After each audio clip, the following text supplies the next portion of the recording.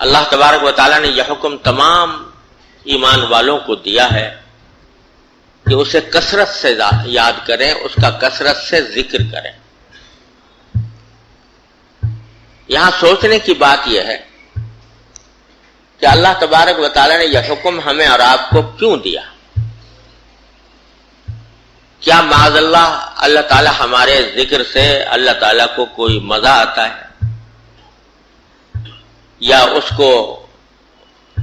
اس کی وجہ سے کوئی خوشی حاصل ہوتی ہے، یا اللہ تعالیٰ کو اپنی تعریف سن کر یا اپنا ذکر سن کر کوئی معاذ اللہ اس کے درجے میں کوئی بلندی ہوتی ہے؟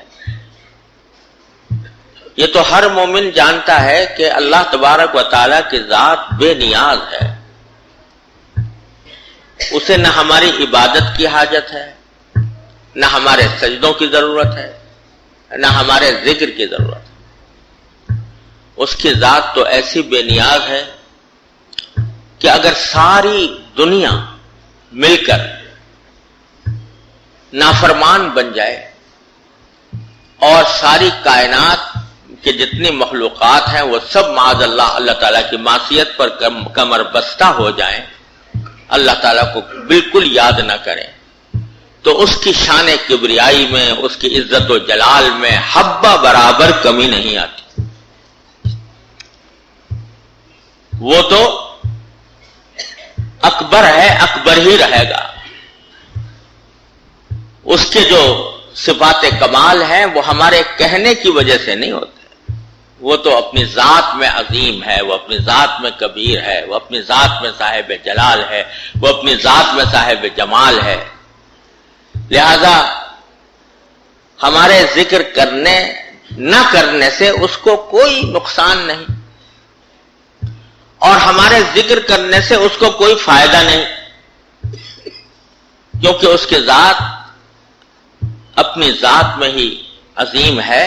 ہمارے ذکر کرنے سے اس کو کوئی نہ لطف آتا ہے، نہ مزہ آتا ہے، نہ کوئی کسی لطف اور مزے کا وہ محتاج۔ اس کے باوجود اللہ تبارک و تعالیٰ نے ہمیں آپ کو یہ حکم دیا کہ مجھے کثرت سے یاد کرو، میرا ذکر کرو کثرت سے۔ کیوں؟ جب یہ بات طے ہو گئی کہ اللہ تعالیٰ کی اس میں کوئی مصلحت نہیں ہے، لہذا یقیناً یہ حکم ہماری مصلحت کی خاطر، ہماری بھلائی کی خاطر دیا جا رہا ہے۔ کیا ہے مومنو، تمہاری بھلائی اس میں ہے کہ ہمیں کثرت سے یاد کرو۔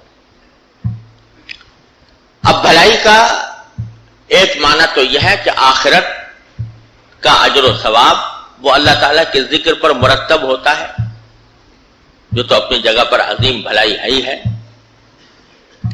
ایک ایک کلمہ ذکر کا وہ اجر و ثواب کی ایک کائنات رکھتا ہے۔ ایک مرتبہ سبحان اللہ دل سے کہہ لو، ایک مرتبہ الحمدللہ دل سے کہہ لو، میزان عمل نیکیوں سے بھرنے لگتا ہے۔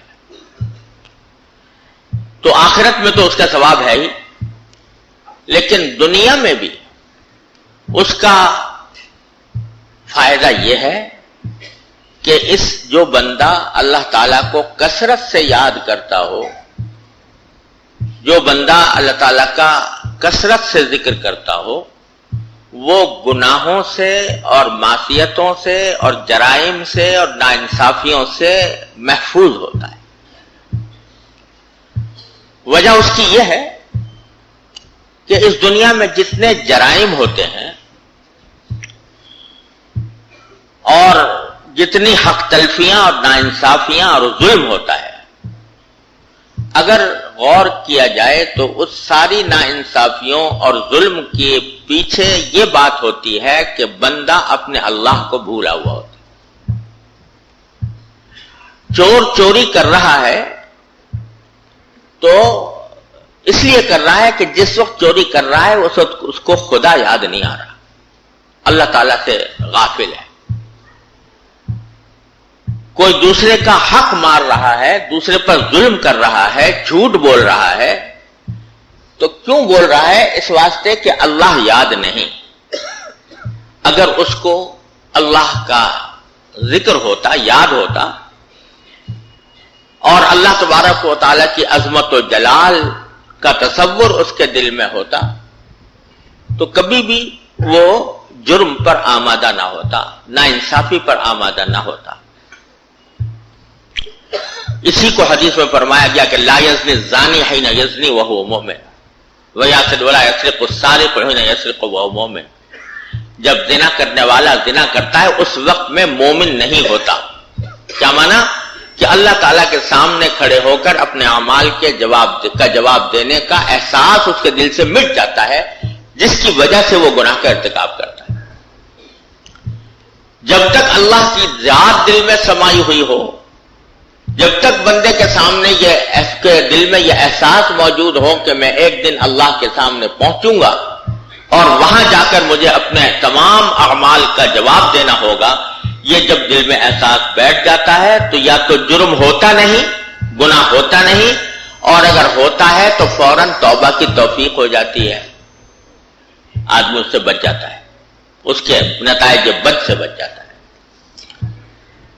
یہ ایک اللہ تعالیٰ کی سنت چلی آتی ہے کہ وہ ذکر کے نتیجے میں انسان کے دل میں ذمہ داری کا احساس پیدا ہوتا ہے، جواب دہی کا احساس پیدا ہوتا ہے، اور یہ وہ احساس ہے جو جنگل کی تنہائی میں بھی، رات کی تاریکی میں بھی انسان کو جرم سے اور ظلم سے بچاتا ہے۔ پولیس محکمے، عدالتیں یہ انسان کو جرم سے بچا سکتی ہیں اس وقت جبکہ دن کی روشنی ہو، آبادی ہو، اس وقت میں ہو سکتا ہے کہ پولیس کے ڈنڈے کا خوف انسان کو جرم سے باز رکھے، لیکن جنگل کی تنہائی میں، رات کی تاریکی میں انسان کے دل پر جو پہرا بٹھانے والی چیز ہے وہ صرف اللہ جل جلالہ کی یاد ہے۔ حضرت فاروق اعظم رضی اللہ تعالیٰ عنہ بعض اوقات رات کو گشت کیا کرتے تھے رعایا کا حال معلوم کرنے کے لیے۔ عجیب حکمران تھے، آدھی دنیا کے اوپر حکومت ہے اور خود بذات خود بستی کا چکر لگا کر دیکھتے ہیں کہ لوگ کس حال میں ہیں۔ تو ایک روز تہجد کی نماز کے بعد حضرت فاروق اعظم نے گشت لگانا شروع کیا تو ایک مکان سے کچھ آواز آ رہی تھی، دو عورتوں کی بات کرنے کی۔ حضرت فاروق اعظم کھڑے ہو گئے اور آواز سنی تو ایک ماں بیٹی میں کچھ گفتگو ہو رہی تھی۔ یہاں میں یہ بات بتا دوں کہ کسی کی بات کو چوری چھپے سننا عام حالات میں جائز نہیں ہوتا، لیکن ایک حاکم جس کے ذمے ساری رعایا کا انتظام ہے، وہ حالات سے باخبر ہونے کے لیے اگر سنے تو اس کے لیے جائز ہے۔